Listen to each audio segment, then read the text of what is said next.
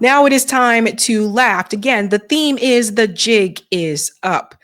And Amanda Seales is one of those people that just really doesn't put up with the BS. Amanda Seales, she's an actress, she's an activist, and she was one of the entertainers, celebrities that was very vocal about everything that Kamala Harris represented, right? So Amanda Seales is not a Trump supporter, wasn't a Kamala supporter, but she definitely exposed some things to people that this is someone that she did know at one point who was not going to be the best answer to us foreign policy wise, and also on some of the domestic issues as well.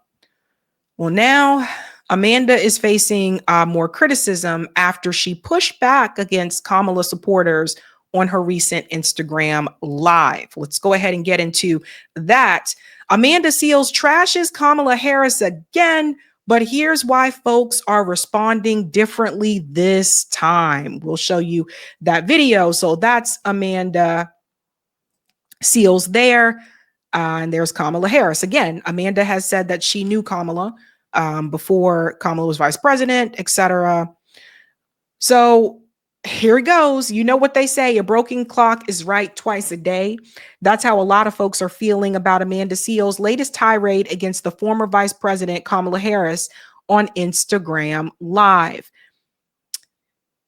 In the face of, let's jump ahead here.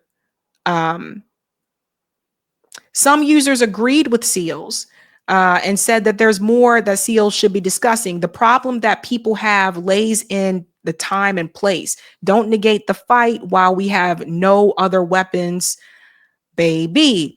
Give us options instead of just telling us we were wrong. Well, that is one of the things that Amanda Seales does do. Like, she's an activist. She tells people to organize and build within their communities. But the pushback came because Amanda Seales basically answered some of the Kamala supporters and said, yes, Kamala still would have had us in a war with Iran. And I think, we do need to talk about this. I'm hearing this from people as well. They're like, would we have been here with Iran if Kamala was in office? Yes. In fact, there are multiple signs that showed you that prior to the election. Kamala Harris doesn't feel any differently about Iran than Donald Trump does. Both parties feel as though Iran is an enemy. Both parties do, right? And again, that has to do with U.S. interests with resources in the Middle East. There's a lot of oil that Iran has, and the U.S., I would say most of our politicians support Israel's idea of a greater Israel and having Iran moved out of the way because they want the resources. And they feel as though Iran, and wait for it, because eventually Saudi Arabia, you part of this plan too. Saudi Arabia, you are also a part of this plan. Because on that greater Israel project map, part of Saudi Arabia is taken out too. So you guys sitting back acting all bougie, but they looking at you some kind of way as well. They want that entire region and they want the resources. And the U.S. government wants them to have that entire region and the resources because they will not have to worry about, well, we don't have to negotiate with Iran anymore. We'll just have all the access because Israel has taken over that entire region. Now, the whole claim that it's biblical, we went through that on this show before, that is false. But that is what's used. Israel is basically a military state in the Middle East, and it is there to serve the interest of protecting those resources for the West. That's really what Israel is, and it's done under the disguise of religion. Now, it goes on to say here, this is another responder. I think Harris would have tried to get back to the Iran nuclear deal first. Almost 10 years ago, then President Barack Obama struck an historic deal with Iran called the Joint Comprehensive Plan of Action. In it, Iran agreed to dismantle their nuclear program. 2 years after the nuclear deal went into effect, Trump withdrew from it during his first term.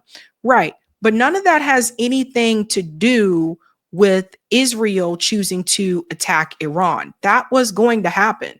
That was going to happen because they blame Iran for the Houthis. They blame Iran for Hamas, even though Benjamin Netanyahu funded Hamas, which is often not brought up. So let's see what Amanda said that apparently pissed people off so much. Okay, so these are the people I'm going to block. Anyone in here who's speaking definitively, like, we know Kamala wouldn't have bombed Iran.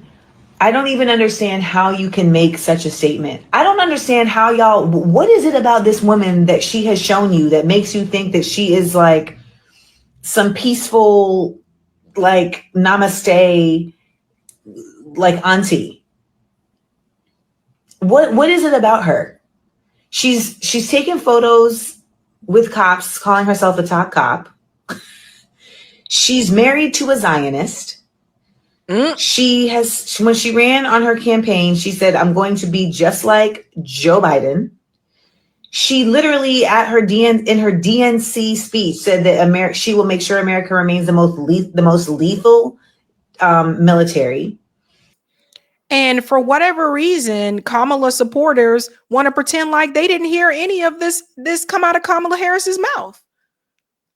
And it's just this, again, it goes to the cult of personality. And I've said it before, these parties, a lot of times they do feel cult-like. It's like you have to support the person that the party put forward. But what if you don't agree with that person? What if you don't agree and you think that their policies are weak? What if you want someone else who has better policies?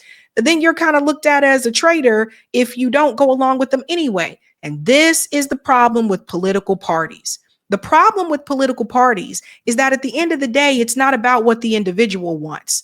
It's not about what the candidate wants. It's about what's good for the party. That's the problem.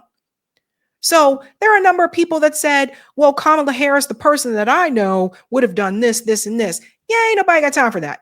Kamala Harris, the person that you knew, decided to run in a party that is controlled by corporate money and the military industrial complex.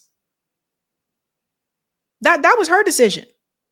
And she was brought into that Clinton circle early on. That's how she got that Senate seat. She was one of the ones that was handpicked.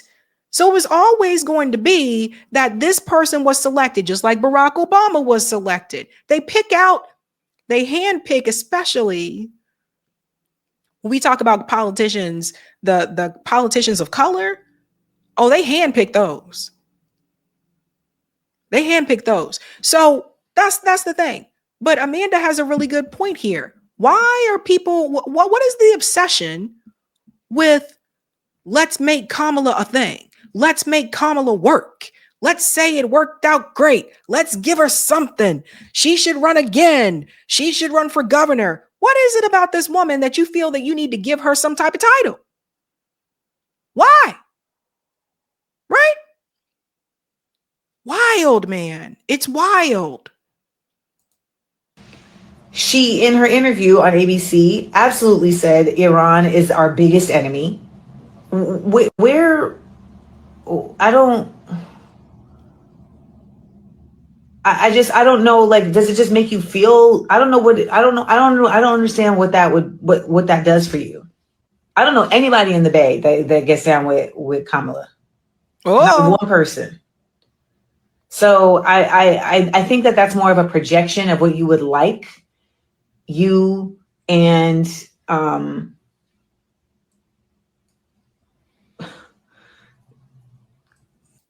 yeah, right. So Amanda, she was one that took a lot of hits because she does know who Kamala Harris is. Like she knows her. It's not like me, right? Like she actually knows her. And as Amanda became more critical of what the Democratic Party was doing, all of a sudden it seemed like to me the invite stopped. Like all of a sudden, oh, let's not bring her to this thing. Let's not invite her because you got to play the game. And if you're not willing to play that game, oh, they'll make sure that your name is never on that list, honey. Never on that list. It's like that in independent media, too. A lot of people don't talk about it, but in independent media, you run into that same situation where if you're not willing to play their game, they'll make sure that your name is not on the list. There are a number of independent media channels on YouTube that a lot of people just don't even know about because it was decided by gatekeepers that they're not playing the right game. So they want to make sure that nobody knows they exist. A lot of these things happen, right? So to Amanda's point, let's just look at some things. I mean, is Amanda exaggerating? Is she seeing things? Let's go back. Which foreign country do you consider to be our greatest adversary? I think there's an obvious one in mind, which is Iran. Iran has American blood on their hands, okay? This attack on Israel, 200 ballistic missiles. What we need to do to ensure that Iran never achieves the ability to be a nuclear power, that is one of my highest priorities. So if you have Well. Does that sound familiar? Doesn't that sound similar to what Donald Trump is saying right now? Where's the difference with that? But no, the Kamala stands are like, oh no, we wouldn't have this Iran conflict if it wasn't for Kamala. Get out of here, boo. Kamala made it very clear that she was Israel first, very pro-Israel, and said that she would never waver from Israel. I don't know why people are pretending like these things did not happen. And let me make something very clear. Something that Amanda brought up when she said what you want them to be. Who a person is and who you want them to be are two different things. Because you can look at someone and you may like them and say, oh, I see the potential, but you know all the pieces ain't there. You know, some of you know what I'm talking about. Some of you have done this with dating. You've done this in some of your dating relationships. You know, some of you girls, you looked at the guy and you knew all the pieces weren't there, but you're like, oh, but I can make him like this. So that's what people do sometimes. Like, and I think that was the same thing with Kamala Harris. I think a lot of people looked at her and they said, you know, she was stumbling through these interviews. You know, it was obvious someone wrote that stuff for her. It sounds rehearsed, etc. They knew that the issues that Kamala Harris had, but in their mind, they're thinking of what she could be, what I want her to be. Da, da, da, da. This is not an interview for a job at Hertz rental car. This is the application is for the president of the United States. So she made it very clear here how she felt about Iran. But people say, no, this would not have happened. That must proof be. that Iran is building a nuclear weapon, would you take military action? I'm not going to talk about hypotheticals at this moment. Which foreign country do you consider to be our... That's one of my That highest part. priorities. So if you And have that must proof be. that Iran... Highest priority, she said. But they're telling you that she would have never, it wouldn't be this way if it was for her.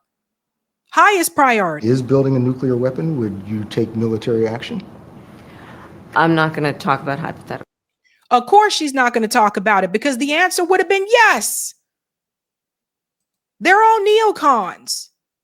They're warmongers. And unfortunately, network media, corporate network media, they applaud presidents for doing this. They applaud them. How about when she said this? Because see, I just want to bring this back because people seriously, I don't know. All of a sudden, people don't remember. Let's look at it this way because it's larger. Harris to Jewish voters. All options on the table to stop Iran from going nuclear. All.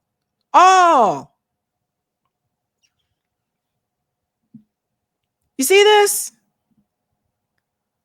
Who was she talking to? That was October 12th, 2024. But according to Kamala Stans, none of this would happen. Now, Trump did withdraw from the Iran nuclear deal, and that should not have happened. That was not good, right? And part of me feels like that was on purpose to escalate things in the first damn place. But that shouldn't have happened. So she probably wouldn't have done that. But if Israel struck Iran, she would have backed sending weapons to Israel. She damn sure wasn't going to back Iran. And just another way to show you, again, people are like, oh, you guys didn't give her a chance.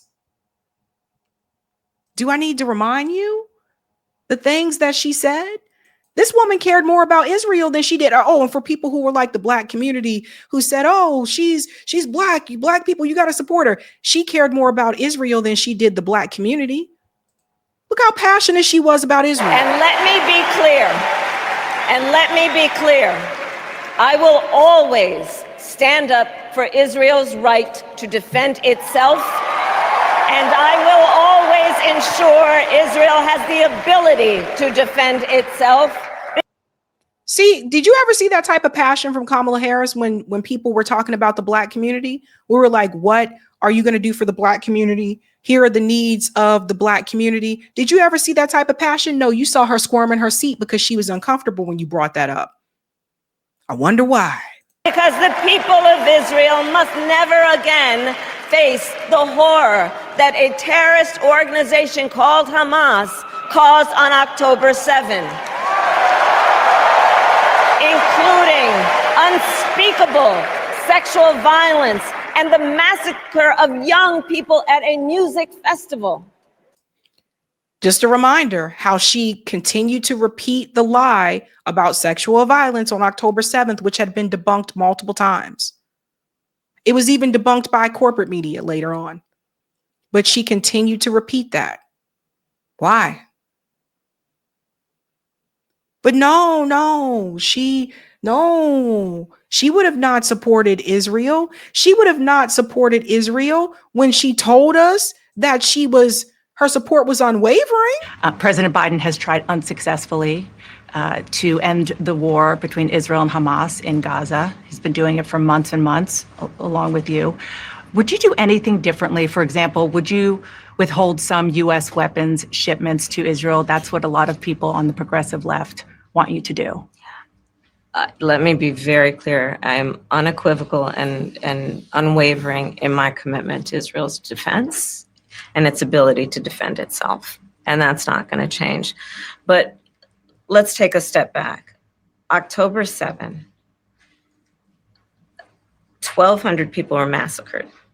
Many young people who were simply attending a music festival. Women were horribly raped. There she was again, repeating that lie. And for some reason, people continue to trust and think that this woman, oh no, she wouldn't have backed Israel if this would have happened. She told you and showed you exactly who she was, but you wanted to see something different. Again, it's like the guy that you chose to date who kept showing you that he really did not want a commitment with you, and he was continuously cheating on you and made it very clear that you knew it. But in your mind, you're imagining what he could be. So we have to be real with each other here, folks. And the reality tells you that sometimes you really have to take a step back and stop trying to focus on what you want someone to be and focus on who they actually are. This woman lied multiple times. Don't forget, it was revealed this year that they lied about working tirelessly for a ceasefire as well. They never even asked Israel to stop the bombs. But people want you to believe, oh, she wouldn't let Netanyahu do this. Cult of personality. As I said then, I say today, Israel has a right to defend itself. We would.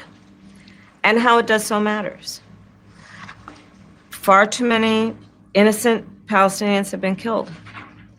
And we have got to get a deal done. We were in Doha. Mm-hmm. We have to get a deal done. This war must end. In the meantime, and we must get a deal that is about getting the hostages out. I've met with the families of the American hostages. Let's get the hostages out. Let's get the ceasefire done. But no change in policy in terms of arms and so forth. No. So again, what did I tell you guys? Okay. What did I tell you guys?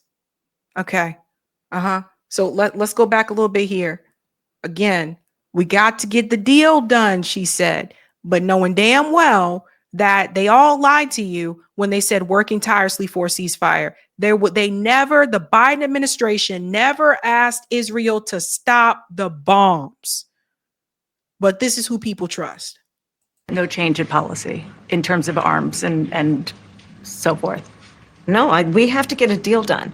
Dana, we have to get a deal done. When you look at the significance of this to the families, to the people who are living in that region.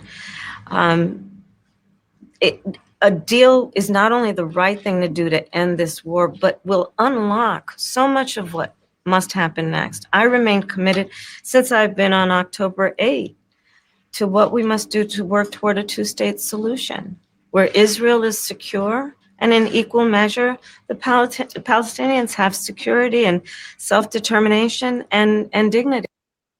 Yeah. So see, this part of the problem, right? So she made it very clear that no change in policy, no change in distributing weapons. She was still going to give them weapons. So how you going to stop something and you still giving weapons to a genocidal monster? Amanda Seals is right. The obsession with, oh, she wouldn't have this issue in the Middle East. It's just a lie. It's an absolute lie. And I don't know what to tell people except stop focusing on so and so is in my party and focus on the reality. If somebody tell you to your face, and here's the thing, politicians love to lie. If they letting you know right to your damn face, they're not going to waver on Israel, and they got money from AIPAC donating to their campaign. Why would you allow yourself to think that they would be different? Because you want them to be. So shout out to Amanda Seals for that, because she was keeping it real. Hey guys, this was a Sabby clip. If you like what you saw, hit that like button and subscribe.